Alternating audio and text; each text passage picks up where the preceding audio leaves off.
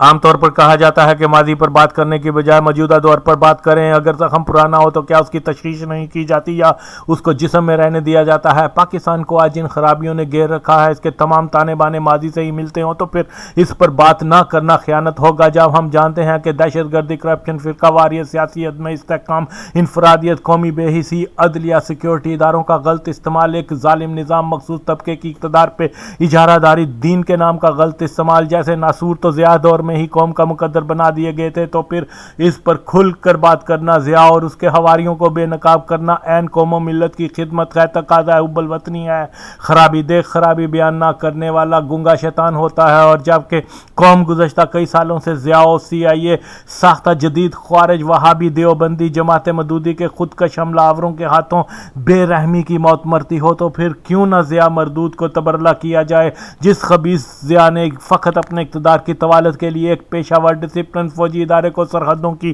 حفاظت کی بجائے شہری زمینوں کا قبضہ مافیا بنا دیا ہو، ہتھیار کی بجائے تسبیح و لوٹا تھما 40 روزہ تبلیغ کے نام پر کفری عقائد کا پیروکار بنا دیا ہو، عام شہری اپنے کام کروانے، بریگیڈیئر میجر کے گھروں میں نذرانے دینے، ان کو اپنے پیشے کی بجائے پیسے کا دیوانہ کر کے ملک کے سب سے مضبوط ادارے کو کرپشن کی لت میں مبتلا کر کے اس کو کھوکھلا بنا دے، تو پھر کیوں نہ ضیاء کے نام کا سیاپا کیا جائے؟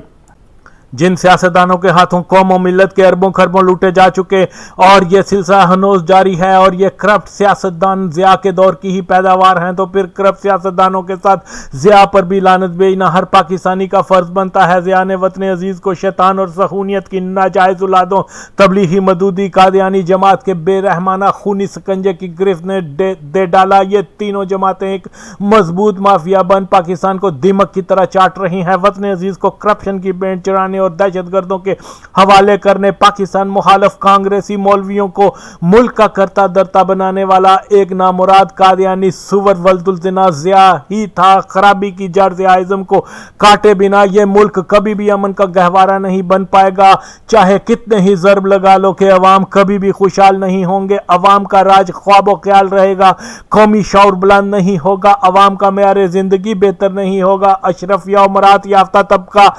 کا تسلط ختم نہیں ہوگا، عدل و انصاف کا بول بالا نہیں ہوگا۔ کہ یاد رکھیں، پاکستان جادہ تنازلی کا مسافر 5 جولائی 1977 سے ایسا بنا کہ تباہی بربادی نے آج تک اس کا پیچھا نہیں چھوڑا۔ پاکستان کی بربادی کا سبب ضیاء کی صورت میں ہمیں معلوم، پاکستان کو تباہی کے دانے پہ لانے والے ضیاء کے بنائے وہابی دیوبندی دہشت گردوں کی ہمیں پہچان، تو پھر آج تک قوم کو ان ملک دشمن قوتوں سے نجات دلانے والا کوئی فرد، ادارہ یا کسی سیاسی طاقت کا فقدان بہت بڑا المیہ ہے۔ پاکستان کی بقا فوجی ادارے کے قائم رہنے کی ضمانت ہے، لیکن یہ کیسی فوج کہ جس ضیاء کے پروگرام پالیسیوں کی وجہ سے ملک تباہی سے دوچار ہو رہا ہے، مگر فوج ابھی تک اس کی ضیاء کے پیٹرن پر گامزن ہو، تو پھر اس کی اپنی منزل خودکشی کے سوا کچھ نہیں ہو سکتی۔ مانا کہ قوم سیاستدانوں پر اعتبار نہیں کرتی، ان سے اچھائی کی امید نہیں رکھتی، ان کو سلام نہیں کرتی، مگر جس قوت یعنی فوج پر اعتماد اور امیدیں رکھتی ہے۔ سچائی یہی ہے کہ قوت و اختیار ہونے کے باوجود عوامی امنگوں پر تو یہ بھی آج تک پورا نہیں اترے۔ قوم کو اب اپنی روش بدلنی ہوگی اور حقیقت پسندانہ سوچ کو اپنانا ہوگا، یہ جانتے ہوئے بھی کہ اس ملک میں سب سے بڑی قوت فوج ہے اور ملک کے دفاع و بقا کی ضامن ہے، تو پھر ہم کسی جرنیل کی فوٹو آویزاں کرنے سے پہلے اتنا ضرور سوچ لیں کہ کیا اس نے پاکستان سے ضیاء کی پیدا کردہ خرابیوں کے خاتمے کے لیے کوئی عملی قدم اٹھایا؟ کیا اس نے لال مسجد کے ان دہشت گردوں پر غداری اور ملک کے محافظوں کے قتل پر کوئی گرفت کی؟ کیا فوج نے آج تک اپنے ادارے کے افراد کی کرپشن کے اربوں روپے ان سے چھین کر قومی خزانے میں جمع کروائے؟ یہ جان جس بے ضمیر زرداری اور چودھری نے قومی خزانہ لوٹا، ان کو سلوٹ مارنے والی فوج کو کیسے نجات دہندہ مانا جا سکتا ہے جن قومی اداروں کو قوم نے اپنے خون پسینے سے سینچا ہو؟ اگر اس ہی قومی دولت کو لوٹنے والے سفاک لٹیروں سے مل کر کبھی ان کو وزیر و صدر بنا کر ان کے کالے دھن کے محافظ و شریک بن جائیں، تو پھر کیسے قبول کر لیا جائے کہ قومی ادارے غریب عوام کے مفاد کے رکھوالے ہیں؟ چوکیدار اگر چوروں ڈاکوؤں کی لوٹ مار دیکھ کر آنکھ باندھ کر لیں تو پھر چور و چوکیدار برابر کے مجرم ہیں۔ جن سلامتی اداروں میں خود کا حملہ آور گلے کاٹنے والوں کے حامی تبلیغی وہابی جماعت کلیدی عہدوں پر فائز ہوں، تو پھر ان سے کیسے توقع رکھی جا سکتی ہے کہ عوام الناس کا مال محفوظ رہے گا، ان کی جان محفوظ رہ سکتی ہے۔ جمہوری ہو یا غیر جمہوری، ریاست کو بچانے کے لیے اس کی ریٹ کو چیلنج کرنے والے عناصر کو سختی سے کچل دیا جاتا ہے، مگر آج تک دیکھا یہ گیا ہے کہ پاکستان میں جن عناصر نے ملک کی قانون کی ساکھ کو نقصان پہنچایا، ریاست کے اندر ریاست بنائی، پاکستان کے خلاف اعلان جہاد کیا، سرکاری اہلکاروں کا قتل کیا، اللہ کی شریعت کی بجائے یہودی کی بتائی، وہابی دیوبندی شریعت کو لاگو کیا، چھوٹے معصوم بچوں کے قاتلوں سے سر عام اظہار یکجہتی کا اعلان کرنے والوں، مسلمان کا خون بہانے جیسے حرام کو قتال فی سبیل اللہ کا فتویٰ دینے والی جماعت حرامی، یا طالبان کو شہید اور دھرتی کے محافظوں کو مردار قرار دینے والے شیطانوں کو تختہ دار پہ لٹکانے کی بجائے ان سے مذاکرات اور مالی امداد سے کوئی ریاست اپنی ریٹ قائم نہیں رکھ سکتی۔ جس ملک کے ادارے دہشت گردوں اور کرپٹ افراد کا کچھ نہ بگاڑ پاتے ہوں، اس پر بھی ساری قوم کا سلام پانے کے کیسے مستحق ہو سکتے ہیں؟ کہا جاتا ہے کہ پاکستان کا سب سے مضبوط ادارہ فوج ہے، مگر یہ ایک فریب ہے۔ سچ یہ ہے کہ اس ملک کا سب سے طاقتور ادارہ تبلیغی جماعت کا مرکز اور اس کی شاخیں جو پورے ملک میں مدرسوں کے نام سے پھیلی ہیں، جو دہشت گردی کے گڑھ ہیں۔ پاکستان میں وہی آئین قانون، ملک کی وقار پہ بھاری وہ زرداری جس نے خربوں کی لوٹ مار کرنے کے بعد سینہ تان اینٹ سے اینٹ بجا دوں گا کی دھمکی دی، کیا کر لیا کسی نے اس کا؟ رنگے ہاتھوں قومی دولت بیرون ملک سمگل کرنے والی رنڈی کو تو سزا نہیں دے سکتے، مگر دعوے دنیا کی سپر پاور بننے کے کرتے ہیں۔ جس کا دل آئے کبھی پاکستان کو مرد آباد کے نعرے لگوا دے، یا پاکستان کو افغانستان کا حصہ قرار دے دے، یا نواز شریف کی طرح سر عام پاک کو ہند کو ایک ہی قرار دے کے نظریہ پاکستان کی دجیاں بکھیر دے۔ کہاں ہے نظریہ پاکستان؟ کہاں ہے وہ پاسداران؟ اس کے کبھی اعلان کیا جاتا ہے کہ اب دہشت گردوں کے ساتھ مذاکرات کی بجائے جنگ کی جائے گی، ان کا صفایا کیا جائے گا، قومی دولت لوٹنے والوں سے ایک ایک پائی واپس لی جائے گی، ان کو سزائیں دی جائیں گی، پاکستان کے مخالفوں کو ختم کر دیا جائے گا۔ ایسے جوشیلے جذباتی اعلانات کر کے قوم کو بڑی آس و امید میں مبتلا کر دیا جاتا ہے، لیکن عملی طور پر ہوتا یہ ہے کہ نہ تو دہشت گردوں کے اور نہ ہی کرپشن کرنے والوں یا ملکی مفاد کے خلاف کام کرنے والوں کے خلاف کوئی کارروائی کی جاتی ہے، جس سے عوامی بددلی اور مایوسی میں مزید اضافہ ہوتا ہے۔ جو جماعت حرامی اور کانگریسی تبلیغی جماعت پاکستان کے وجود سے قبل ہی اس کے خلاف سازشیں کرتی رہی ہو، اس کے خلاف پاکستان مخالفت کے سبھی ثبوت ہونے پر بھی ان کو کالے دم قرار دینے کی بجائے پاکستان کے ہر حساس محکمے میں بڑے عہدے دیے جانا دلیل ہے کہ ہمارے ملک میں ریاستی ریٹ نہیں، کوئی ایسا ادارہ نہیں جو ملک کو ان سانپوں جوکوں سے پاک کر سکے۔ خرابی دے خرابی کا تدارک نہ کرنے کی کوشش کرنے والا، چاہے وہ کوئی جرنیل ہو، جج ہو، وزیر و مشیر ہو، صدر ہو، مگر تاریخ میں ایک بے حس و بزدل اور قوم کا درد نہ رکھنے والا غدار ہی کہلوائے گا۔ بے شرمی کی انتہا ہے کہ ملک کی تاریخ کے نازک ترین دور میں کبھی زرداری جیسے ڈاکو، نواز شریف جیسے چور خائن اور کسی وطن دوست نظریے سے آری جیو پولیٹیکل فہم سے خالی افراد کو اقتدار سونپ ملک کا بیڑا غرق کیا جا رہا ہے کہ ریاست کی سیکیورٹی ادارے اگر وطن دوست ہوں تو ایسے افراد کے ہاتھ ملک کی باغ دوڑ دینے کی بجائے ان کے ناپاک وجود سے خاص کم کشور ما پاک کر دیتے، مگر جب اداروں میں ضیاء کا بنایا یہ موٹو چلتا رہے گا کہ اپنا رانجھا راضی کرو، باقی سب چھوڑ دو۔ ادارے جب کرپٹ حکمرانوں کا تحفظ اس نیت کے ساتھ کرنا شروع ہو جائیں گے کہ چلو بے ضمیر زرداری چودھری گنجے لوٹ کے مال میں ہمارا حصہ رکھتے ہیں، تو پھر حال یہی ہے کہ آتے جاؤ کھاتے جاؤ ہمیں بھی کھلاتے جاؤ، تو پھر اس ملک کا اللہ ہی حافظ ہے۔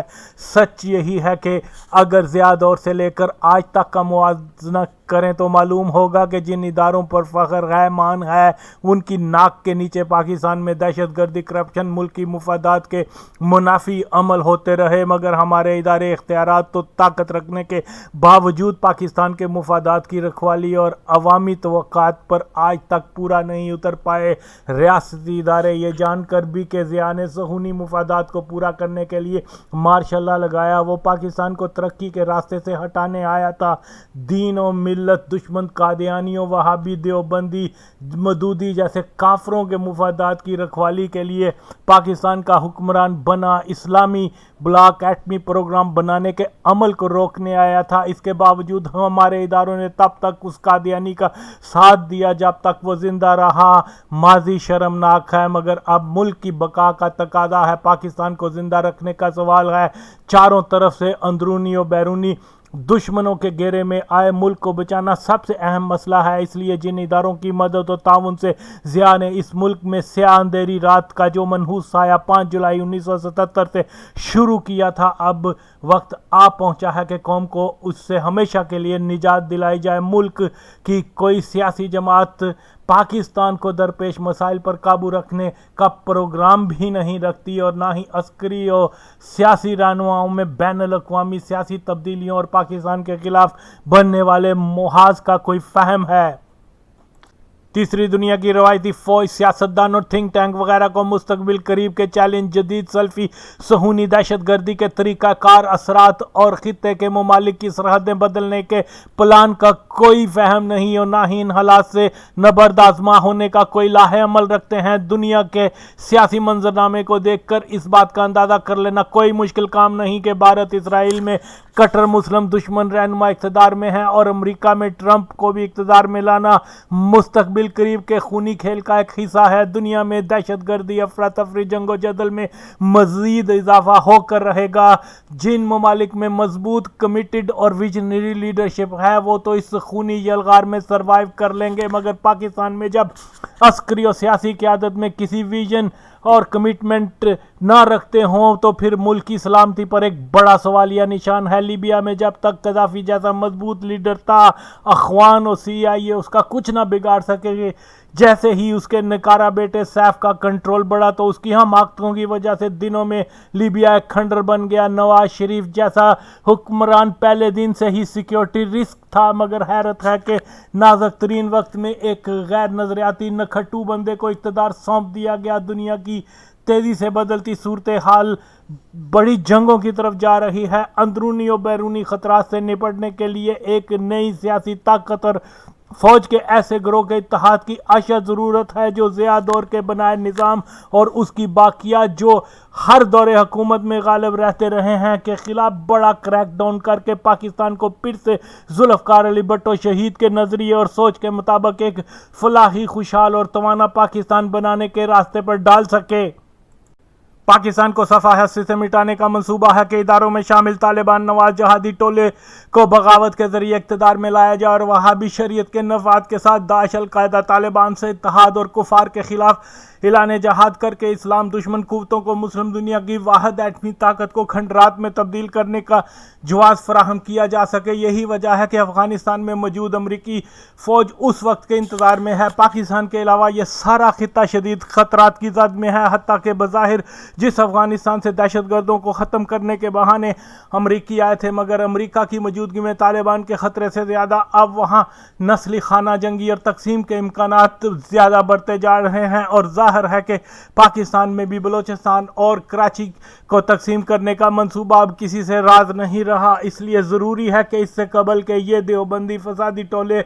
और अलहदगी पसंद अपने मंसूबे पर अमल कर पाएँ। नागुज़ीर हो चुका है कि फ़ौज का वो मुहब्बे वतन नज़रियाती तबका जो तालिबान और दीगर जहादी टोलों को इस्लाम दुश्मन सहूनी अज़ाइम पूरा करने वाले उजरती कातिल जानते हों, वो इक़्तिदार को छीन कर सबसे पहले जमात गैर इस्लामी तबलीगी वहाबी देवबंदी पर पाकिस्तान की सालमियत पर हमला करने वाले दहशतगर्दों को अफरादी कुव्वत, माली इमदाद और महफूज ठिकाने फ्राहम करने और फ़िरका वारियत फैलाने के बायस मुकम्मल पाबंदी लगाकर गद्दारी, कत्ल, बगावत और रियासत की रीट के ख़िलाफ़ चैलेंज करने के मुकदमात लगाकर सख्त तरीन सज़ाएँ और इनकी मसाजिद, मदरसों के नाम पर तमाम टेररिस्ट नेटवर्क को ख़त्म करके इनकी कुतब पर पाबंदी लगाना जैसे इक़दामात करना होगा। इसके अलावा कादियानी नाम नहाज सेकुलर, रोशन फिक्र, माफिया, करप्ट अफराद, अलहदगी पसंदों, फ़िरका اور لسانی تقسیم کرنے کے خلاف ایک بھرپور مہم چلانی اور لوٹا ہوا مال پاکستان میں ہر صورت واپس لا کر ہی قوم کے مورال کو بلند کیا جا سکتا ہے۔ ووٹ و انتخاب کے ذریعے پاکستان میں انقلابی تبدیلیوں کا تجربہ بھٹو کے دور میں ضرور کافی حد تک کامیاب ہوا تھا کہ بھٹو خدا دا صلاحیتوں کا مالک تھا، اس کے پاس اچھی ٹیم تھی اور وہ ذہین ہونے کے ساتھ بہت بہادر آدمی تھا، ویژنری تھا۔ اس کے باوجود سامراجی وہابی قادیانی قوتوں اور خائن اسٹیبلشمنٹ نے اس کو ایک عبرت کا نشانہ بنا کر رکھ دیا۔ مگر آج نہ تو کوئی ذوالفقار علی بھٹو ہے، نہ ہی کوئی نظریاتی ٹیم یا پارٹی۔ سامراج وہابی دیوبندی قادیانی مافیا کی گرفت 70 کی دہائی کی نسبت اب بہت مضبوط ہو چکی ہے اور اسٹیبلشمنٹ میں پہلے سے زیادہ وطن فروش لوگوں کے ساتھ آ چکی ہے۔ اس لیے پاکستان میں امن کی بحالی، کرپشن کو ختم کرنے اور عوام دوست تبدیلی لانے کا ایک ہی راستہ ہے کہ بھرپور عوامی قوت اور ریاستی اداروں کے عوام دوست عناصر کی ہمکاری اور تعاون سے پاکستان کو دہشت گردوں اور لٹیروں سے ہمیشہ کے لیے پاک کرنے کے لیے ایک انقلاب لایا جائے۔ لاکھوں افراد وہابی دہشت گردوں کے ہاتھوں مارے گئے اور ملک کو مفلوج کر کے رکھ دیا۔ اس کی بڑی وجہ یہی ہے کہ یہود کی صدیوں کی محنت کا نتیجہ ہے کہ وہ نہ صرف وہابی دیوبندی فتنے کو ایک بڑی طاقت بنانے میں کامیاب ہونے کے علاوہ ان کی برین واشنگ اس حد تک کرنے میں بھی کامیاب ہو گئے کہ توحید پرستی اور اللہ کی حکمرانی قائم کرنے کا ایک ہی راستہ ہے کہ تمام کلمہ گو خارجی عقیدہ اپنا لیں، نہیں تو ان کو قتل کر دیا جائے، اور اگر اس میں ان کی جان بھی جاتی ہے تو جنت کی حوریں فوری انعام ہے۔ یہی وجہ ہے کہ خودکش حملے نہیں رکیں گے، یہی وجہ ہے کہ دہشت گردی جاری رہے گی۔ اور پھر عیار وہابی مولوی اسرائیل کی وہ ادویات بھی خودکش حملہ آوروں کی خوراک میں شامل کر دیتے ہیں جس سے موت کے ڈر کا احساس ختم ہو جاتا ہے۔ چند برس قبل جب قوم کو یہ خوشخبری سنائی جا رہی تھی کہ دہشت گردوں کے خلاف آپریشن شروع کیا جا رہا ہے تو میں نے لکھا تھا کہ اس کے نتیجے میں سافٹ ٹارگٹ یعنی پولیس اور فوج وغیرہ کی موبائل پر حملے زیادہ ہو جائیں گے۔ کیا آج کل یہی کچھ نہیں ہو رہا کہ جب تک دہشت گردوں اور ان کو مجاہد قرار دینے والوں، ان کو سیف ہاؤسز فراہم کرنے والوں اداروں میں ان کے حامیوں کو ختم نہیں کیا جاتا، تب تک اس جنگ میں کامیابی کے امکانات کم ہیں۔ اسی طرح سے جب تک نواز شریف زرداری اور ان کی پارٹی کے ارکان جو کل تک نان پکوڑے فروخت کرتے تھے مگر آج اربوں پتی اس غریب قوم کا مال ہڑپ کر کے ہو چکے ہیں، ان سمیت ان کی اولادوں کی ننگی پر چترول نہیں ہوگا، تب تک لوٹا ہوا ایک پیسہ بھی واپس نہیں آئے گا، چاہے لاکھ مقدمات اور پاناما لیکس سامنے آ جائیں۔ پاکستان ایک تبدیلی کے تاریخی موڑ پر کھڑا ہے اور یہ تبدیلی درنوں نغموں، گیتوں اور رقص کاسوں کی دل ربا اداؤں سے اور کسی کے گو یا کم کے نعرے سے نہیں آتی کہ یہ سب تماشا ہے۔ عشق نہیں، انقلاب عاشق لایا کرتے ہیں جو منصور، سقراط، بھٹو اور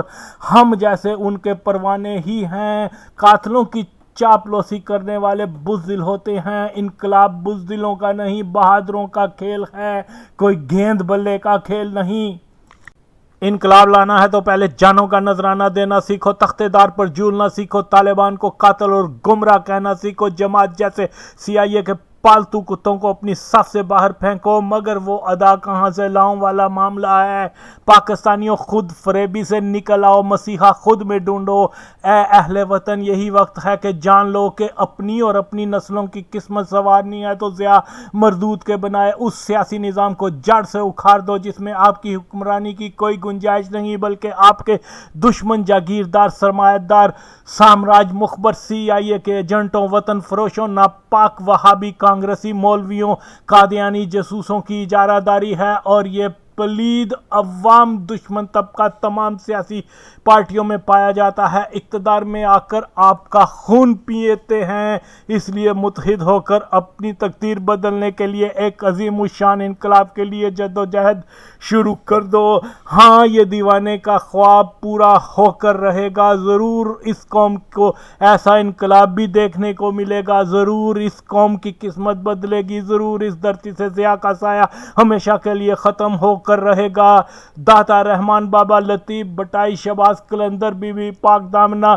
فرید و بلے شاہ جیسے بزرگوں کی دھرتی میں انسانیت کا بول بالا ہوگا، وہابی اور چور ڈاکوؤں کا منہ کالا ہوگا۔ پاکستان زندہ باد۔